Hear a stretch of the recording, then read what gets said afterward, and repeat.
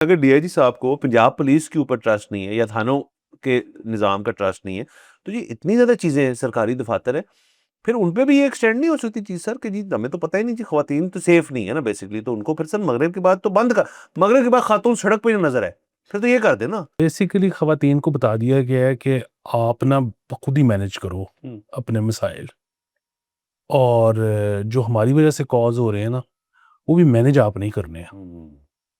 तो ये हमने बेसिकली 50% आबादी को ये कहा है कि जागते रहना, साढ़े ते ना रहना। दुनिया में मेरे ख़्याल में सबसे गंदा एयरपोर्ट लाहौर एयरपोर्ट है। एक इंटरनेशनल एयरपोर्ट जो है ना, उधर बैगेज क्लेम के ऊपर 3 घंटे नहीं लगने चाहिए। उधर इमिग्रेशन की लाइन जो है वो नहीं होनी चाहिए 50, 60, 70, 80, 90, 100 लोगों की। इसको एक्सटेंड करें यार, इसको बढ़ाएँ, यही रखें। बिल्कुल इंटीरियर बेहतरीन है, सब ठीक है, सब कुछ ऐसा रखें। लेकिन यार अब लोड पड़ गया तो बढ़ाओ इसको। अस्सलाम वालेकुम, मुस्बत शो में बहुत-बहुत खुशामदीद। मैं हूँ असद निज़ामी, मेरे साथ हैं अली आफ्ताब। शो को लाइक और शेयर करें, चैनल सब्सक्राइब कीजिए। सर कैसे हैं? सर बेहतरीन। सर सीधा डाइव इन करते हैं खबरों में। सर ये अफसोसनाक वाक़या सर लाहौर में पेश आया एक थाने के अंदर, जहाँ पे एक खातून का रेप हुआ और अब वो पूरा जो थाना जहाँ पे मामलात हुए हैं वो अंडर इन्वेस्टिगेशन है और सस्पेंड कर दी गई है तमाम लोगों को वहाँ से, और अब इसकी आगे कार्रवाई चलेगी तो इसकी मज़ीद डिटेल्स जो हैं वो सामने आएँगी। डीआईजी लाहौर जो हैं, उन्होंने इस वाक़ये के पेश नज़र एक बहुत बड़ा फ़ैसला लिया है और कहा ये है कि उन्होंने तमाम जो थाने हैं, उनको ये फैसल कामरान साहब जो हैं उन्होंने डायरेक्ट किया है कि मगरिब के बाद जो है थाने में खातून नहीं आ सकती या खातून को होना नहीं चाहिए। तो मगरिब से पहले-पहले ख़वातीन जो हैं वो वहाँ जाके किसी किस्म की रिपोर्ट लिखवानी है, वो कंप्लेन करनी है, अपने जो ऑलरेडी एग्जिस्टिंग मामला अगर खुदा ना खास्ता चल रहे हैं थाने के अंदर तो उनको अपडेट भी लेनी है, तो मगरिब से पहले-पहले उन्होंने करना है। तो सर ये एक इंटरेस्टिंग अप्रोच लगी मुझे कि डीआईजी साहब कह रहे हैं कि ख़वातीन जो है वो मगरिब के बाद जा ही नहीं सकती। सर ये बिल्कुल वही वाली अप्रोच है, सॉरी, कि ख़वातीन कपड़े ऐसे पहने नहीं तो हुँ, फिर बंदा तो रोबोट होता है। हुँ, तो ये बड़ी अजीब-सी चीज़ है, मतलब ये आप कैसे, मतलब किसी खातून को अगर मसला ही रात को दरपेश आया है, हुँ, तो वो अगले दिन जाए अपनी कंप्लेन लेके। फिर ये कि ये जो चलें वो अगले दिन चली जाएगी। ये तो कंप्लेनेंट के लिए तो एक चीज़ है ना। अब एक कोई खातून है जिनके ऊपर कोई केस हुआ हुआ है, वो हवालात में है। उनकी सेफ्टी, सिक्योरिटी कैसे इंश्योर हुँ। करनी है? उनको भी रात को घर भेज दिया जाएगा कि आप सुबह फिर आ जाएँ बंद होने के लिए। तो बड़ा ही सर इसमें एक और भी आप डाल लें ना एंगल कि फ़र्ज़ करें रात को देखिए पुलिस स्टेशन में एक चीज़ हुई ना, अब किसी पुलिस एहलकार ने की है ये भी पता चल जाएगा, अभी तक तो किसी किस्म की बातें मैंने पढ़ी हैं, सुनी हैं। सर अगर रात को किसी थाने को फ़ोन जाता है 15 से कि जी कंप्लेन आई है, तो क्या अब मगरिब के बाद ख़वातीन की कंप्लेंट्स जो हैं, उनके लिए पुलिस एहलकार भी नहीं जाएँगे? उनके घर में अगर मसला हुआ है या किसी बाज़ार में मसला हुआ है या किसी होटल में मसला हुआ है या किसी दोस्त के घर मसला हुआ है, तो अगर खातून ने फ़ोन किया है, तो क्या 15 जिन्होंने फ़ोन उठाया वो कहेंगे नहीं जी आपका तो मगरिब का टाइम ख़त्म हो गया, तो आप क्यों हैं बाहर अपने घर से? आप एक सेफ जगह जाएँ मगरिब से पहले-पहले और मगरिब से लेके आप सुबह तक फिर फजर तक आप वहीं रहें, ताकि आपके साथ कुछ हो ना सके। तो क्या आप वो लो ख़वातीन की कंप्लेंट्स भी बंद कर देंगे डीआईजी साहब? ये तो फिर रुकेगा नहीं ना मामला, लॉजिक तो हर जगह अप्लाई हो सकती है फिर। सर ये वो आपको याद है कि वो जब वो एक खातून थी जिनका मोटरवे पे कुछ साल पहले हुँ। रेप हुआ था, तो उस पे भी कुछ पुलिस वाले थे जिन्होंने कहा था कि अकेले रात को मोटरवे पे निकलना ही नहीं चाहिए। सही है। तो ये हमारे यहाँ पे तो इस किस्म के ही हल पेश किए जाते हैं। तो बेसिकली ख़वातीन को बता दिया गया है कि आप ना खुद ही मैनेज करो हुँ। अपने मसाइल, और जो हमारी वज़ह से कॉज़ हो रहे हैं ना, वो भी मैनेज आप नहीं करने हैं। हुँ। तो ये हमने बेसिकली 50% आबादी को ये कहा है कि जागते रहना, साढ़े ते ना रहना। ठीक है सर, फिर बहुत सारे लोग जो हैं यहाँ पे क्या होना शुरू हो जाएगा, अपनी माँओं और बहनों का जो तहफ़्फ़ुज़ है, फिर उनको इजाज़त हो जाए मगरिब के बाद खुद करना है अगर आपने, तो ये पुलिस स्टेशन नहीं जा सकते। अगर किसी ने बदतमीज़ी की है तो आप उसको कुटें फिर वहाँ जाके। अगर किसी ने आपकी माँ बहनों के साथ या बेटी के साथ किसी किस्म का खुदा न खास्ता कोई जुल्म हो गया है या किसी किस्म का कुछ तशद्दुद हो गया है, कोई जिनसी तशद्दुद हो गया है, तो आप जाके फिर अपने हाथ में ले लें कानून और जाके उससे कर लें। हम तो कुछ नहीं कर सकते इसके अंदर, ये डीआईजी साहब के ऑर्डर है कि हम आ ही नहीं सकते और आप तो आ ही नहीं सकते, हमारा भी आना बड़ा मुश्किल है। तो फिर क्या क्या क्या ये मैसेज क्या है ये उस घर के जो बाकी मर्दों को तो इजाज़त है ना सर? हाँ जी, मर्दों को ज़्यादातर। दूसरा ये है कि सर अब देखिए ना, इसके नतीजे में इस तरह की चीज़ों में यही होता है ना कि अब फिर लोग घरों में बंद करके रखेंगे ख़वातीन को। वो जो एक ख़्वाब है कि जी यहाँ भी ख़वातीन पढ़ेंगी, यहाँ की सर भी है ये वैसे? ख़वातीन, तो कुछ लोगों का तो है हाँ। ना कि यहाँ की भी ख़वातीन जो है वो वर्कफ़ोर्स का हिस्सा बनेंगी, वो नहीं। ऐसे तो नहीं हो पाएगा। और देखिए सबसे पहले तो इस चीज़ के ऊपर जो है आउटरीच जो है, वो सीधा आना चाहिए सीएम साहिबा के दफ्तर से। आया भी होगा, आई एम श्योर। लेकिन फिर जो डीआईजी साहब का जो ये कहना कि मगरिब के बाद ख़वातीन नहीं जा सकती, इसका भी आउटरीच आना, क्योंकि हमें तो जो दीगर गाइडलाइंस हैं चीफ मिनिस्टर साहिबा की, उनमें से एक तो फीमेल्स है ना, और फीमेल यूथ खास तौर पे यूथ भी और फीमेल्स भी, तो ये तो कंबाइन होकर बड़ी एक ज़्यादा पॉपुलेशन बन जाती है यूथ, फीमेल यूथ। तो उनको इस तरह से मार्जिनलाइज़ कर देना और कहना जी कि आप बस इस टाइम तक आपके लिए थाना अवेलेबल है, उसके बाद थाना ही नहीं अवेलेबल आपके लिए। तो ठीक है सर, बाय द वे वैसे भी सर घर में वारदात होती है, आपका बैग चोरी हो गया, आपका फ़ोन चोरी हो गया, कुछ चोरी हो गया, सबसे पहले इंस्टिंक्टिवली बंदा क्या कहता है? चलो छोड़ो यार, कोई मसले वाली गल नहीं है यार, कर लेंगे। ये तो नहीं कहता ना कोई। कहते हैं कोई पुलिस रिपोर्ट लिखवाते हैं, कोई जाके कोई बात शुरू हुई, या घर पे जी मेरा मियाँ जो है वो घर आया, दोस्तों से मिल मिला के टुन, और उसने मुझे ना छिक दिया पकड़ के और उसने मुझे कुटा है।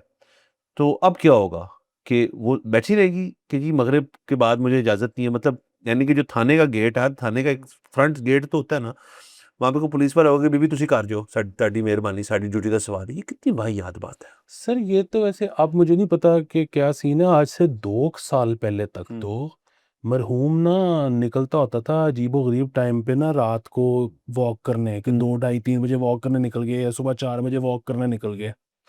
तो ये वीडियोज़ बनाता होता था और इंस्टा पे डालता होता था कि पुलिस थाने जो हैं, उनके गेट बंद हैं। वाह! मतलब not just for women, gate ही बंद है। कि ज अच्छा, अब आई एम श्योर कोई उसका तरीका होता होगा कुछ किसी को कह के खुलवाने का और हुँ। अंदर जाने का। लेकिन ये अजीब सी चीज़ नहीं बहुत है अजीब सी कि थाना बंद है। इनवाइटिंग होना चाहिए ना, थाना तो इनवाइटिंग चीज़ होनी चाहिए कि जी आप किसी भी टाइम आके कर लें। बाकी सर ये जो फिर ऐसा भी कर लें, मेरे ख़्याल में जो ये खिदमत और सहूलत सेंटर्स हैं, इनको भी बंद करें फिर यार। यहाँ पे भी तो फिर सरकारी लोग ही बैठे हैं ना, अगर आपको अपने अमले पे ट्रस्ट नहीं है, ये कोई बहुत ही घटिया, नीच और उल्लू का पट्टा शख्स होगा जिसने इस किस्म की हरकत की, इसके साथ तो कानून जो उसको करेगा, करेगा। उसको छोड़ दें। लेकिन अगर डीआईजी साहब को अपनी पंजाब पुलिस के ऊपर ट्रस्ट नहीं है या थानों के निज़ाम का ट्रस्ट नहीं है, तो ये इतनी ज़्यादा चीज़ें हैं, सरकारी दफ़ातर है, फिर उन पे भी ये एक्सटेंड नहीं हो सकती चीज़ सर कि जी हमें तो पता ही नहीं जी ख़वातीन तो सेफ नहीं है ना बेसिकली, तो उनको फिर सर मगरिब के बाद तो बंद कर, मगरिब के बाद खातून सड़क पे ही ना नज़र आए, फिर तो ये कर दें ना। बस ये इसी तरह के मसाइल हैं और वही वाली चीज़ है कि वो जो स्मार्ट सिटी वाला जो सारा कॉन्सेप्ट है, तो वो मतलब वो अवाम के लिए ही है, वो सरकार के लिए नहीं है। मतलब थानों के अंदर कैमरे क्यों नहीं लगे हुए? मतलब थानों के अंदर तो कोई ब्लाइंड स्पॉट होना ही नहीं चाहिए। मतलब थानों के अंदर तो आप देखें ना कि ये मतलब जो लोग कंप्लेन करते हैं कि हमें ट्रीट ठीक तरीके से नहीं किया गया, हुँ, वहाँ पे अगर कैमरे लगे हों और वो चलते हों और वहाँ पे मतलब कोई पेनल्टी हो कि हमें ये ना पता लगे कि ये कैमरा बंद हुआ है, हुँ। तो ये सारे ही मसाइल खत्म हो जाएंगे। हाँ, बिल्कुल हर चीज़ सामने होनी चाहिए, बट सर पता नहीं लाहौर के अंदर थाने तो शायद इस काबिल हों, कि किस-किस थाने में फ्री करेंगे आप? मतलब सर हर थाने हाँ, और उसे इंश्योर करेंगे वो ऑन हो। ये ना होना चाहिए कि पीछे से बंद कर दिए, तो जी यहाँ पे कुछ बहुत कॉम्प्लेक्स है सर, लेकिन आई फ़ील कि ये ज़रा ज़्यादा हो गया, ये होना नहीं चाहिए था। सर बाकी आगे चलते हैं सर, एफआईए की सर किस ग्रेड से किस ग्रेड तक सर जो अफसरान हैं? नहीं नहीं, वो तो जुडिशल थे सर। सॉरी 17 से 22 17 से 22 को कितना sir? Sir, up to 2.5 lakh रुपया महीना ट्रांसपोर्ट अलाउंस। ठीक है सर। महँगे हो गए ना फ्यूल सर, फ्यूल तो महंगा हो गया इसलिए उनको ट्रांसपोर्ट अलाउंस दिया जा रहा है। इन्होंने किधर फिरना होता है सर? सर, वो पहले भी मिलता होगा, बढ़ा दिया होगा। हुँ। तो ठीक है सर, मतलब ज़ाहिर है, मतलब अब इस पे कितनी दफ़ा सर बात करें, मतलब वही वाली चीज़ है ना, तो हमारे जुडिशल वालों को इंग्लैंड जितनी तनख्वाह नहीं मिलती ना, नहीं। तो उनको हमने पर किसी ना किस तरह तो करना है। हाँ, फ्यूल के अंदर कॉम्पेंसेट करना है। सर वैसे मैं उस दिन सर एक पॉडकास्ट देख रहा था, वो मैंने पूरा नहीं देखा, मैंने सिर्फ उसकी ना हेडलाइन पढ़ी कि वो आई थिंक सीटीओ लाहौर थे या कोई और थे, लेकिन वो पॉडकास्टर ने ऊपर जो उसके ऊपर थंबनेल बनाया ना कि जी एक ऑडी A4 और 5 और गाड़ियाँ, तनख्वाह सिर्फ 2,75,000 रुपए है। सिर्फ मैं अब वो पॉडकास्ट ढूँढ के ना देखूँगा, वो रील में निकल गया मेरे से कि उसने असल में ये सवाल पूछे सीटीओ साहब से, और सीटीओ साहब का जवाब मैं सुनना चाहता हूँ कि ये कैसे हुआ? हाँ जी सर, ये भी जो है ना, ये बड़ी डिबेट है, हमेशा से है। और इसमें बल्कि वो इंडिया पाकिस्तान कंपैरिजन बहुत हुआ करते थे हुँ, आज से कुछ साल पहले तक। मेरे ख्याल में अब जो है ना, वो पहले एक दौर होता था जब इंडिया में जो है ना वो सिर्फ मारुति चलती होती हुँ, थी सरकारी वालों के लिए। अब मेरे ख्याल में शायद वहाँ पे भी खुल गया सीन हुँ, कि जर्मन हुँ, गाड़ी खुल गई है। तो बट यहाँ पे तो हमेशा से है, जो बड़े लोग होते हैं उनके पास जर्मन गाड़ी होती है। हाँ, तो ये तो है सर। हाँ। सर एक और खबर कर लेते हैं। बिल्कुल। सर ये हफीज़ ताहिर जो हैं, जो क्रिएटर हैं आई थिंक ऐनक वाले जिन के, उनका एक वीडियो बयान आया कि वो गहरे सदमे से गुज़रे हैं कि उनका जो बनाया हुआ ऐनक वाला जिन है शो, उस पे डाका मार लिया गया है। अभी रिसेंटली सिनेमाज़ में एक एआई से बनी हुई ऐनक वाले जिन की एनिमेटेड जो मूवी है वो रिलीज़ हुई, सिनेमाज़ में रिलीज़ हुई, और अपैरेंटली हफीज़ साहब से किसी ने पूछा नहीं उसके बारे में। अब ज़ाहिर है अगर वो क्रिएटर हैं इसके तो बहुत ज़्यादा चीज़ें अटैच्ड हैं इसके साथ कि एक शख्स क्रिएटर है अगर, तो वो शख्स जो है उसको उसकी पूछना चाहिए आपको, उसको आर्टिस्टिक चले कंटेंट के अंदर नहीं इंक्लूड करना, तो उसकी कोई रॉयल्टी नुमा चीज़ दे जानी चाहिए। कॉपीराइट इन्फ्रिंजमेंट भी है, ये प्लेजरिज्म भी है ये, तो वो बड़ा-सा नाराज़ है इस चीज़ के ऊपर। हाँ जी, अब वो बात ये है कि ये एक बहुत बड़ी डिबेट है कि पाकिस्तान के जो कॉपीराइट कवानीन हैं, इस पे बल्कि कोई वकील साहब हैं, तो वो हमें प्लीज़ बताएँ कि इस तरह के केस में मतलब अगेन आज के तो कॉपीराइट क्लेम्स और प्राइवेटली तो बड़े क्लियर हैं कि मतलब अगर मैंने एक चीज़ या आपने एक चीज़ बना के किसी चैनल को दे दी है हुँ, या किसी प्रोडक्शन हाउस को दे दी है, तो भी उसमें इंटेलेक्चुअल कॉपीराइट आपका है। और वो चैनल या वो प्रोडक्शन हाउस उसका सीज़न 2, 3 जब बनाने जाएगा या उसकी फ़िल्म बनाने जाएगा, तो मतलब अगेन अगर वो पहले से कॉन्ट्रैक्ट में लिखा हुआ नहीं है कि जी अब से हुँ, आपने सारे कॉपीराइट्स अपने रिलीज़ कर दिए हैं और अब हमारे पास हैं, तो आपका उसमें हिस्सा रहेगा, मतलब कोई ना कोई रॉयल्टी, कोई ना हुँ, कोई चीज़। अब ये जो पुराने पीटीवी वाले मामलात हैं ना, इसमें हमें नहीं पता कि कॉन्ट्रैक्ट क्या होता था। तो हो सकता है कि उन्होंने कोई इस किस्म का कॉन्ट्रैक्ट किया हो जिसमें वो हो कि जी अब ये जो भी है ये पीटीवी का है, आप इसमें हुँ, कभी आके कुछ नहीं कर सकते। लेकिन दूसरी चीज़ में ये है कि फिर भी मतलब ये बेचारे गरीब से आदमी हैं, इनको कुछ थोड़ा-सा दे देते, कोई इज़्ज़त दे देते, एक परमिशन के लिए कॉल कर लेते, कोई 0.05% कह देते कि रॉयल्टी आपकी है, हालाँकि वही वाली बात है कि वो क्या ही बननी है रॉयल्टी, कौन-सा इसने को फ़िल्म ने को बड़ा बिज़नेस कर लेना है। हाँ। को थोड़ी-सी रिस्पेक्ट दे देते तो सर यहाँ पे देखिए मुझे नहीं पता कि अब ऐसे है या नहीं, दुनिया भर के अंदर जो किसी फ़िल्म का प्रोड्यूसर होता है वो उस फ़िल्म का मालिक होता है। जो उस स्टूडियो का हेड होता है वो फ़िल्म का मालिक होता है। फिर जो डायरेक्टर होता है वो उसका क्रिएटिव मालिक होता है। फिर जो उसके एक्टर होते हैं वो भी उसके ना डिलीवरी वाइज़ और क्रिएटिवली उसके ना एक हर हिस्सेदार होते हैं। हर एक को उनको हिसाब से पैसे मिलते हैं। स्टूडियो वाला पैसे ले गया, प्रोड्यूसर ने अगर बैकएंड मिला हुआ था उसको बैकएंड ले गया उसका। कभी-कभी एक्टर को भी बैकएंड मिल जाता है। डायरेक्टर को अपील मिल जाती है कि जी डायरेक्टर स्टूडियो ने, डायरेक्टर ये देखिए ना कॉन्स्ट्रक्ट एक बना हुआ है ना एक निज़ाम। इंडिया बॉलीवुड का भी सिमिलर होगा इससे मिलता-जुलता। यहाँ पे सर मुझे नहीं पता कि कभी किसी के फिंगर टिप्स पे है, सिवाय आपके होगा या मेरे भी बहुत ही कम हद तक होगा, कि यार फलाना डायरेक्टर बड़ा आला था। फलाना राइटर जो था, वो जो राइटर था ना वो बड़ा आला था, जो वो ड्रामे लिखता था या आजकल ड्रामे लिख रहा है। मुझे तो नहीं किसी राइटर का नाम पता जो आजकल ड्रामे लिख रहा है। एक्टर, एक्ट्रेस यस, उस हद तक हमें पता है किस इदारा ड्रामा बना रहा है, उसके मालिक का नाम भी शायद आता हो।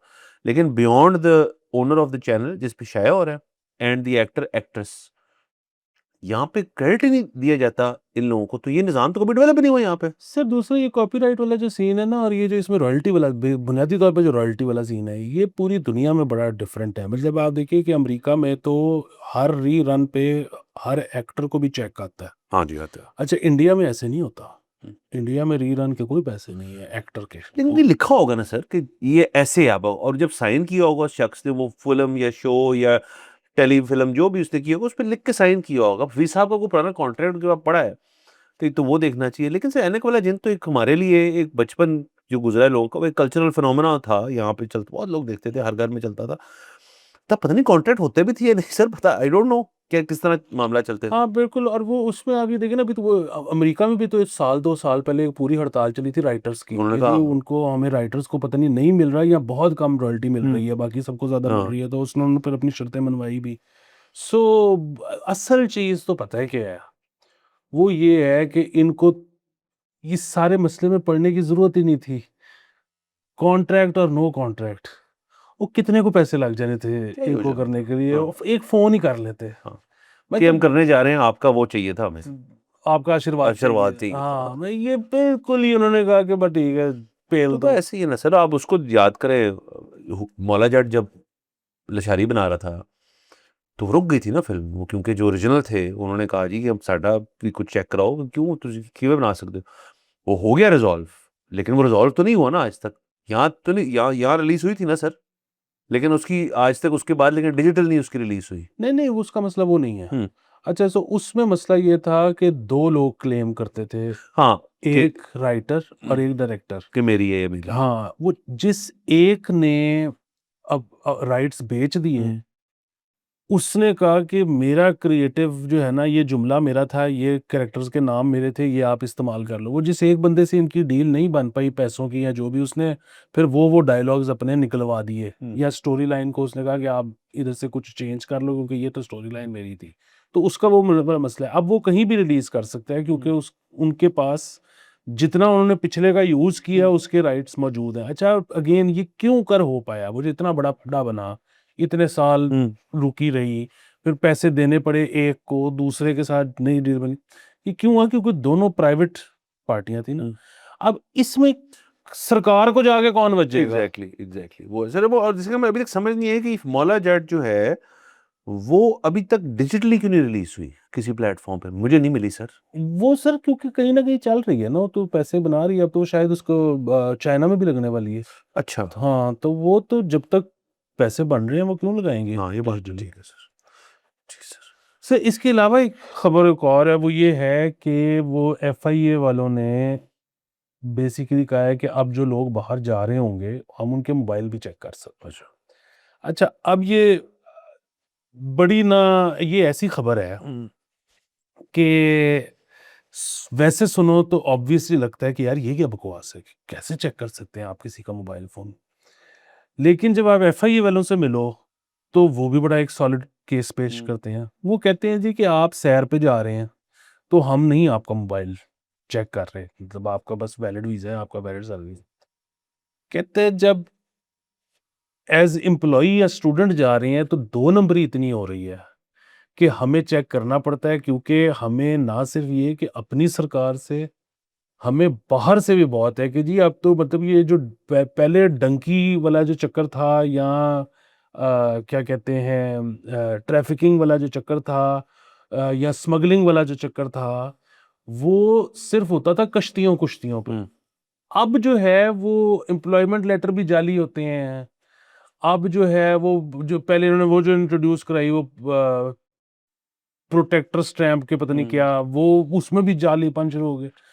वो कहते हैं कि अब हमने ना ये देखना है कि आप अगर ड्राइवर की नौकरी करने जा रहे हो तो आप यहाँ पे गाड़ी चलाते भी रहे हो कि नहीं।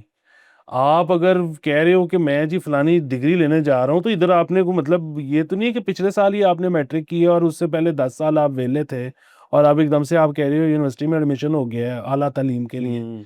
तो वो कह रहे हैं कि हमें आपका मोबाइल देखना पड़ेगा। आपके मोबाइल पे जो कोई अगर कोई गैर क्या कहते हैं कोई फुहश चीज़ है या कुछ, तो वो हम उसके लिए नहीं आपका मोबाइल चेक कर रहे।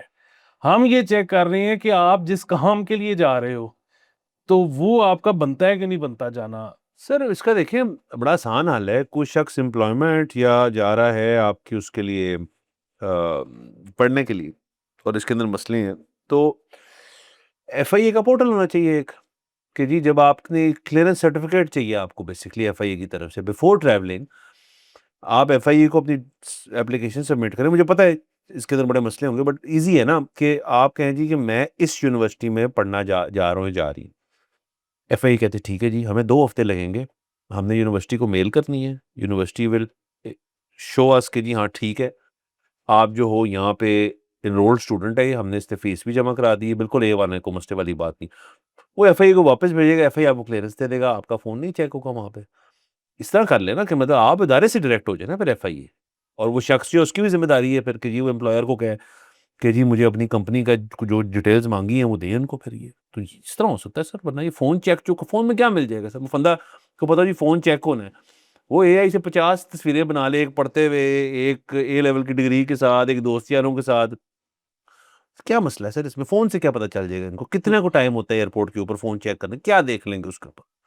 सर ऑन एवरेज मतलब अगेन हर एक को तो चेक भी नहीं करते, लेकिन 45-45 मिनट भी एक बंदे के साथ लगाते हैं, इंटरव्यू, सवाल, जवाब और वो सारा हुँ, कुछ। और उन्होंने कहा जी कि फिर उन्होंने कहा जी कि सख्ती बहुत ज़्यादा करनी है, कर रहे हैं।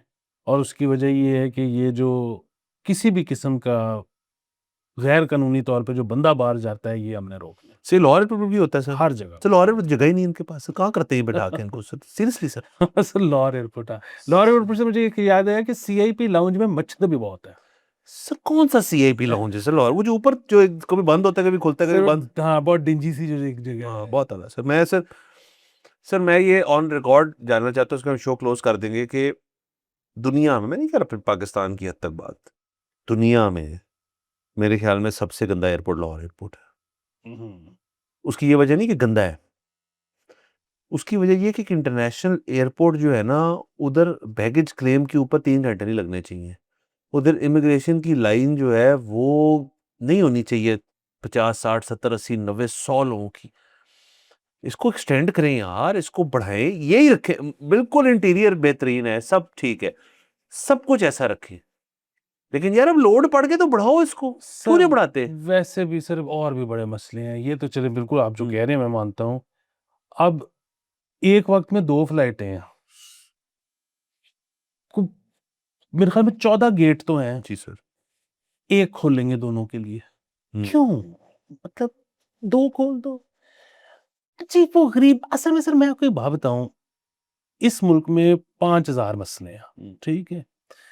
हर मसला जिसकी भी वजह से है, आप कभी ना उसका इंटरव्यू करें। हुँ, आप कहें कि यार ये जो मसला हुआ, ये क्यों हुआ? हुँ, मैं आपको स्टाम्प पेपर पे लिख के देता हूँ कि वो बात शुरू करेगा, मैंने सोचा। हुँ, भई सोचना हमारा काम ही नहीं है। हमने सिर्फ़ करना है फ़ॉलो। हुँ। और फ़ॉलो मतलब जो गोरा करता है या जो चाइनीज़ करता है या जो फ्रेंच करता है कि बस बात ये है 2 फ्लैटें हैं 2 गेट। मैंने सोचा कि 1 से अगर क्यों सोचा? सर एक तो क्यों सोचा नंबर 1, और अगर सोचने के बाद सर सोचने और इम्प्लीमेंटेशन में ना बीच में बहुत और लोग होते हैं। उन लोगों की याद तो उस बंदे से पड़ती है कि इसने सोच ली तो अब ये करना पड़ेगा।